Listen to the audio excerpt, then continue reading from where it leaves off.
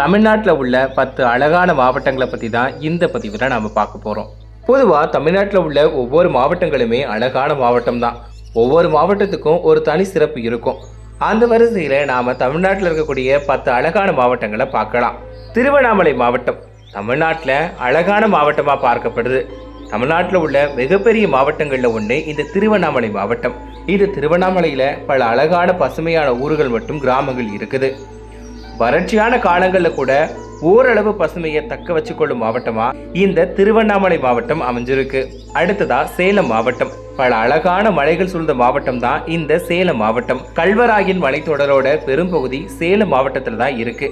பலருக்கும் அதிகம் தெரியாத பச்சை மலை இந்த சேலம் மாவட்டத்தில் தான் இருக்கு. அது மட்டும் இல்லாம அழகான அருவிகள் மற்றும் கிராமங்களையும் சேலம் மாவட்டம் பெற்றிருக்கு. அடுத்ததா ஈரோடு மாவட்டம்.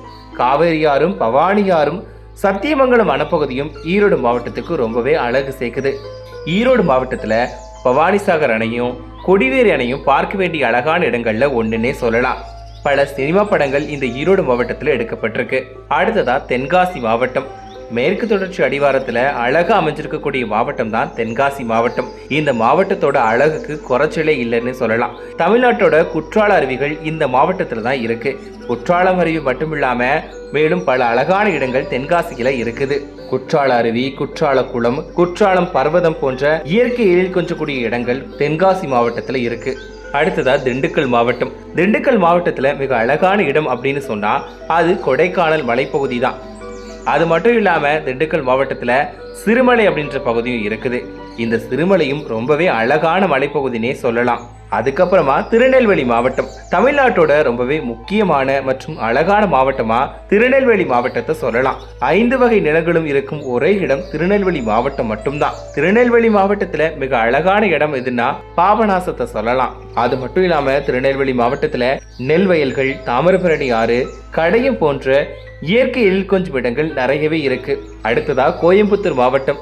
இந்த கோயம்புத்தூர் மாவட்டத்துல அனைவரையும் அதிகம் ஈர்க்கக்கூடிய இடமா கோவை குற்றாலம், வெள்ளையங்கிரி மலை, பொள்ளாச்சி, வால்பாறை அப்படின்னு நிறைய இடங்களை சொல்லிக்கிட்டே போகலாம். அடுத்ததா கன்னியாகுமரி மாவட்டம். கன்னியாகுமரி மாவட்டத்துல கடற்கரை மிகவும் அழகா இருக்குன்னு எல்லாருக்குமே தெரியும். அதுக்கப்புறமா தென்னந்தோப்பு மற்றும் ஆறுகள் இந்த கன்னியாகுமரி மாவட்டத்துக்கு ரொம்பவே அழகு சேர்க்குது.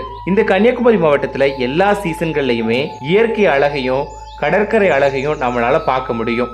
அதே மாதிரி இந்த கன்னியாகுமரி மாவட்டத்துல சுத்தி பார்க்கறதுக்கு நிறைய இடங்கள் இருக்குது.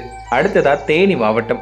தமிழ்நாட்டுல மிக அழகான மாவட்டம் அப்படின்னு தேனி மாவட்டத்தை சொல்லலாம். இங்க மேகமலை, கொழுக்குமலை, குமிழி, குரங்கணி இவையெல்லாம் பார்ப்பதற்கு ரொம்பவே அழகா இருக்கும். இயற்கையை விரும்பக்கூடிய நபர்கள் சுற்றி பார்க்க வேண்டிய இடம் தான் தேனி மாவட்டம்.